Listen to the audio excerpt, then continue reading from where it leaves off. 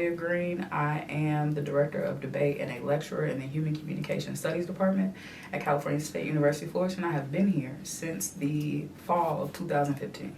And how you got from there to Cal State Fullerton? Sure. I am from Kansas City, Missouri, born and raised. I live in the same house for all 18 years of my adolescence. Before leaving and going to Emporia State University, I spent 5 years in Emporia State, getting my bachelor's in communication studies with an emphasis in public relations. I also spent a significant amount of time being the director of our gospel choir. I was I worked at the local bowling alley, but I also more importantly was on our nationally competitive speech and debate team. Spent 5 years doing that before I graduated and went to Wake Forest University. Got the opportunity to participate in an assistantship with the speech and debate team there.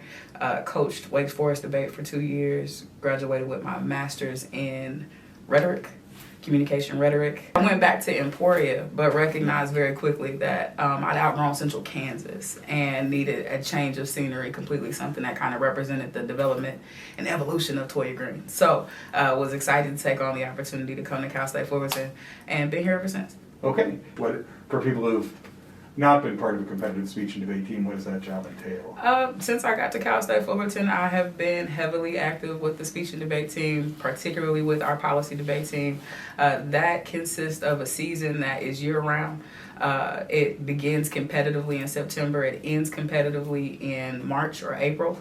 And throughout that time, we are every other weekend participating in some regional or national tournament that leads up to the championships, the CETA National Championship Tournament, or the NDT, at the end of that year. But even outside of that season, we are constantly preparing and thinking about different topics, different specific areas under those topics, or what we call resolutions, doing research, participating in various debate camps, whether our students are being the students in those camps at the college level, or I coach middle school and high school students to prepare for their own seasons on the high school level and the middle school level to get ready for the next year. Do you like teaching? I do. I love it. It's really something I'm passionate about. Being in the classroom, speaking to students, interacting with students, taking advantage of being the young, cool teacher, even though I'm aging out of that. And just, taking the lessons that I've learned and being able to engage a group of learners and thinkers and young people who are really mobilizing and moving our society in the right direction. How does your identity influence your teaching when you're connecting with the students? My identity absolutely informs the approach and the strategy that I take to teaching, mostly because I can't hide it.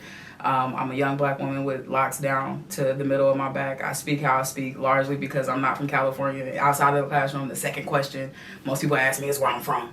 So the components, the intersectional pieces that kind of create me inform the approach that I take. I try to converge professionalism, converge the atmosphere and spirit of academia with real life, with the things that I care about. And because it's communication studies and I'm specifically teaching students how to make arguments, I get the unique opportunity to pull on contemporary examples and social issues and stuff that I care about and things that I want to make arguments about as examples, and what I look at as invitations for students to start to take that same approach to the things that they give me.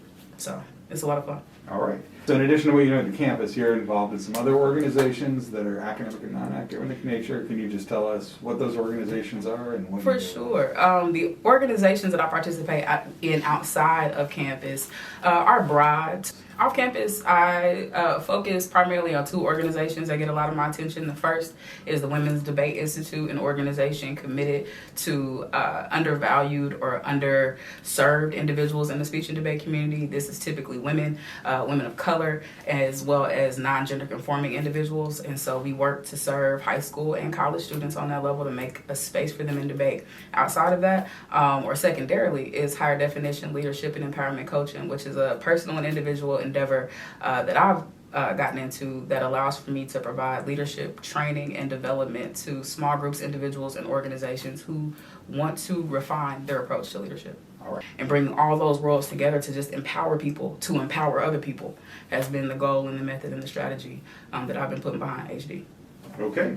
Are there any more connections, or can you just elaborate on the connections between your on-campus life and what you do here at the university and the off-campus organization empowering that you're involved I in? think the biggest connection I can make between my on-campus life and responsibilities and the endeavors that I participate in outside of campus is that I really have a passion for teaching and for the atmosphere of learning and sharing ideas. And so it's not even always about me being at the forefront of that delivery of information or of knowledge, but it's creating an environment and an atmosphere where people want to learn and share and glean from each other and invest in each other. And anything that I can contribute to that, whether it be in communication studies proper or in talking about leadership or participating in a variety of activisms, I'm just excited to be in a space and in a place where people can pull from each other.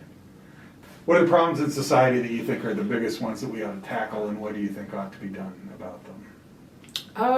That's a big question in and of itself. Like, what are the things that we ought to do to start to right the ship and get back on track? But a lot of it is, a question for me of stewardship, right? Taking better care and better attention to the spaces and places and the people we've been entrusted to on an individual basis. I think there are a lot of good people in the world.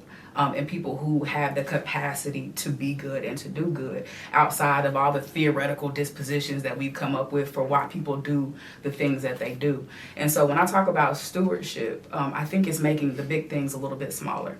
Finding ways to be meaningfully accountable for, the people who have been entrusted to in your life, whether it's your neighbor, your friend, a colleague, a student, whomever. Just what can I do with these couple of people that share time with me that accumulates over time to really be a significant investment in our lives, right? What can I do? Can I pick up this little trash around me, or am I automatically assuming that, my apartment complex has somebody hired to come and do this thing, or somebody in the city, is gonna come? Like, no, just go and do it and be good.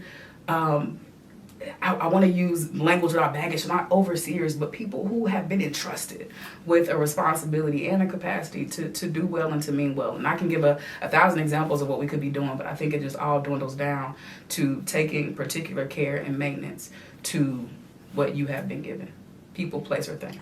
Is there anything that we haven't talked about, or that we've left out, or that you think is just an important part of your life and experience that should be shared?